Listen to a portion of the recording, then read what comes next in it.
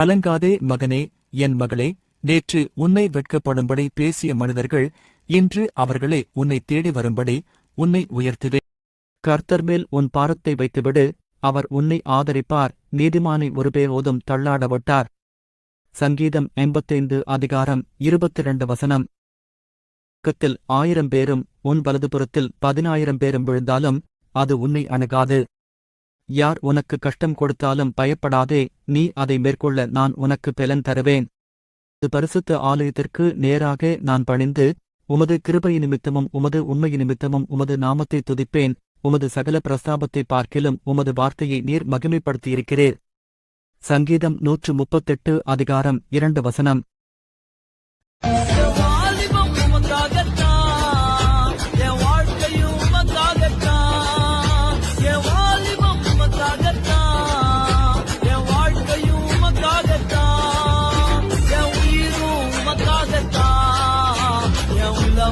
Makagat